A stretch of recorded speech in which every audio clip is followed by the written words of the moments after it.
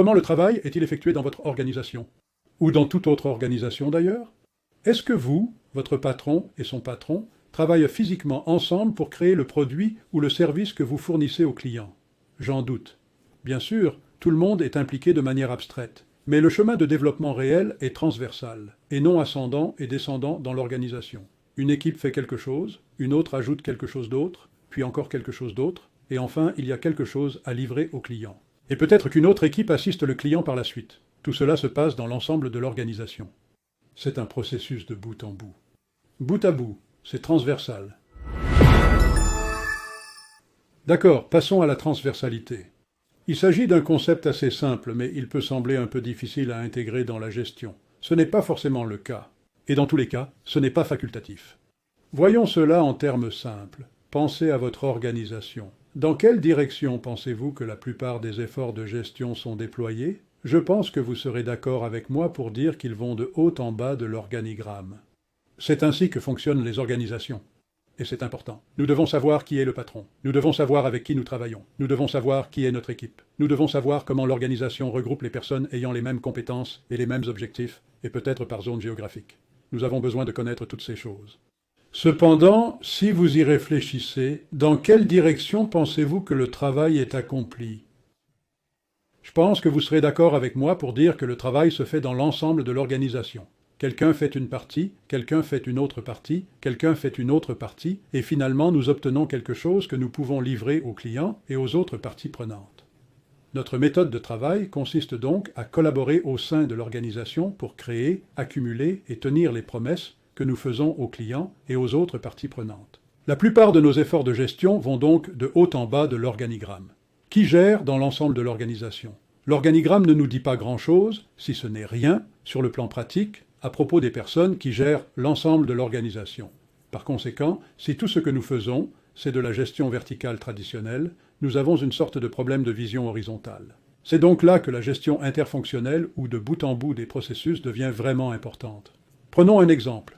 Nous n'en avons peut-être pas fait autant que nous l'aurions voulu ces derniers temps, mais nous nous souvenons toujours de la manière dont cela fonctionne. Si je vous demande lequel de ces 5 éléments ou sous-processus doit bien fonctionner pour que vous puissiez dire que vous avez fait un bon vol, je sais que vous répondrez les 5, et moi aussi. Il ne sert à rien d'avoir l'enregistrement le plus sophistiqué du monde, d'obtenir un surclassement, de prendre l'avion à l'heure, de terminer le vol et que tout se passe bien, puis d'arriver à l'aéroport et de ne pas avoir ses bagages. Ce ne sera jamais un bon vol.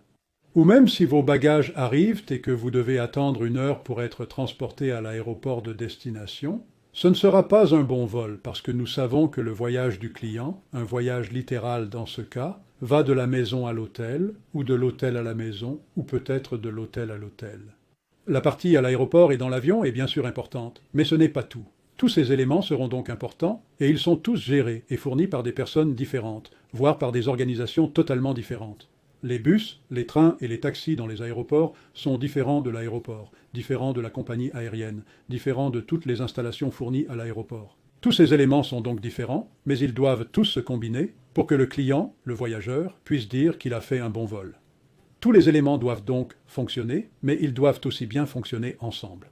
Si nous arrivons et que nos bagages ne sont pas là, c'est assez terrible, mais les compagnies aériennes sont très douées pour retrouver les bagages perdus. On pourrait penser qu'elles ont trop d'entraînement. À la fin de la semaine, le bureau des bagages perdus peut se réjouir d'avoir atteint ses indicateurs de performance. Vous savez, ils ont trouvé tous les bagages perdus et ils peuvent même penser que si nous avions plus de bagages perdus, nous pourrions être encore meilleurs dans ce domaine. Nous aurions plus de pratique. En tant que voyageurs, en tant que clients, nous voulons qu'ils ne perdent rien. Nous voulons qu'ils ferment le bureau des bagages perdus parce qu'ils n'en ont plus besoin.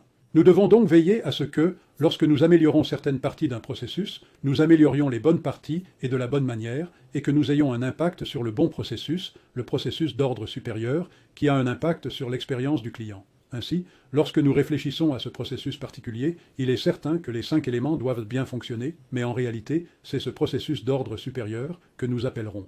Relocaliser le voyageur. C'est de cela qu'il s'agit du point de vue du client et de la compagnie aérienne. Vous savez, si je peux dire que c'est un bon vol pour moi, alors c'est un bon vol pour la compagnie aérienne, l'aéroport, les compagnies de taxi et tous les autres, parce que tout se passe bien. Chacun a fait ce qu'il avait à faire et tout s'est bien passé. Nous n'avons pas eu à subir de retard, de plaintes ou de coûts supplémentaires. Tout s'est bien passé et c'est ce que tout le monde veut. Ainsi, Lorsque nous réfléchissons à ces processus, nous devons vraiment penser à leur fonctionnement dans l'ensemble de l'organisation, à ces processus interfonctionnels de bout en bout.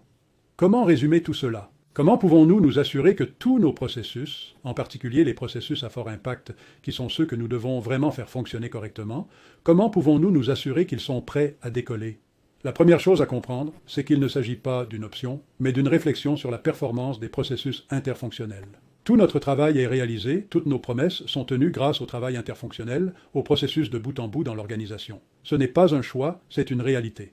On peut choisir de gérer ces processus ou d'espérer qu'ils fonctionnent bien, mais nous pouvons faire mieux que d'espérer. Nous pouvons également constater, je pense, que tout processus interfonctionnel ne peut jamais être meilleur que le maillon le plus faible, le sous-processus le plus faible. Nous devons donc être capables de réfléchir à la performance du processus et, s'il y a une difficulté, elle se situera dans un ou plusieurs sous-processus. Et nous pourrons alors travailler sur ce point, car cela améliorera la performance de l'ensemble du processus. Et nous ne pouvons pas le faire si nous n'avons pas cette vision horizontale. Si nous nous contentons de faire, vous savez, ce que je considère comme une gestion traditionnelle, une gestion de type organigramme, et que nous gérons les cases de l'organigramme, mais pas l'espace entre les cases, si nous nous contentons de faire cela, alors nous manquons cette vision horizontale, et nous ignorons ce type de problème de performance de bout en bout, et cela ne peut pas bien fonctionner. C'est cette partie que nous devons gérer, et nous avons donc besoin d'une perspective de gestion horizontale supplémentaire. La collaboration est, je pense, un mot très important dans notre monde de gestion basé sur les processus. Ce que nous disons, c'est que nous créons, accumulons et délivrons de la valeur à nos clients et aux autres parties prenantes en collaboration avec l'ensemble de l'organisation. Toutes les cases de l'organigramme, toutes les personnes, les équipes et les départements collaborent pour accomplir le travail. Nous collaborons pour mettre en œuvre la stratégie de l'organisation. Donc, si tout le travail est axé sur la collaboration, s'il est collé à la collaboration, il se pourrait que la gestion de nos organisations ait beaucoup plus à voir avec la gestion de la collaboration à travers ces processus de bout en bout. Elle devrait avoir beaucoup plus à faire avec la gestion de la collaboration dans nos processus interfonctionnels.